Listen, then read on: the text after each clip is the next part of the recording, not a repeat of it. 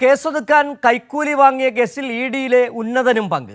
Additional director Radhakrishnan തന്നെ ക്യാബിനിൽ വിളിച്ചു വരുത്തി ഭീഷണിപ്പെടുത്തിയതായും അസഭ്യം പറഞ്ഞതായും പരാതിക്കാരനായ അനീഷ് ബാബു വെളിപ്പെടുത്തി.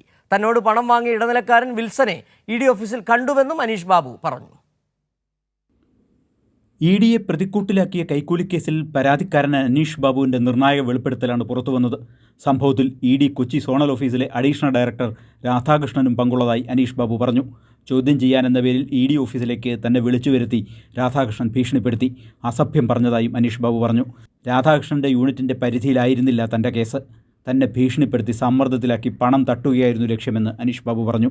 രാധാകൃഷ്ണൻ എന്ന് പറഞ്ഞിട്ട് എന്നെ ഇവനോട് വളരെ പ്ലീസ് ചെയ്ത് സംസാരിച്ചപ്പോൾ ഇവൻ ചാടി കസേരയിൽ നിന്ന് എഴുന്നേറ്റിട്ട് എന്നെ കൂട്ടിയൊരു ചീത്തയും വിളിച്ചിട്ട് ഇരിയടാ തറയിലെന്ന് തറ ഇരിയടാന്ന് പറഞ്ഞു. ഞാൻ അപ്പോഴത്തേക്ക് പേടിച്ചു പോയി. പണമായിരുന്നു ഇഡി ഉദ്യോഗസ്ഥരുടെ ലക്ഷ്യം.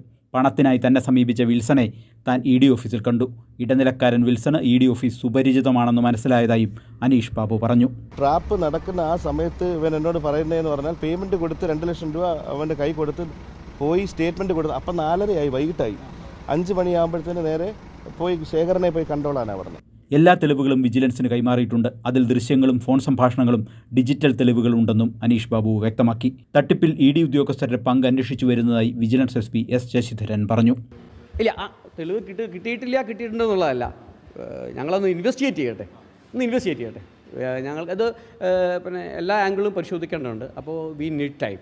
അത് സമയബന്ധിതമായിട്ട് ഞങ്ങൾക്ക് ചെയ്തു തീർക്കേണ്ട കുറേ കാര്യങ്ങളുണ്ട്. മുൻപ് തന്നെ സ്വർണ്ണക്കടത്ത് കേസന്വേഷണത്തിലടക്കം ആരോപണം നേരിട്ടയാളാണ് അഡീഷണൽ ഡയറക്ടർ രാധാകൃഷ്ണൻ.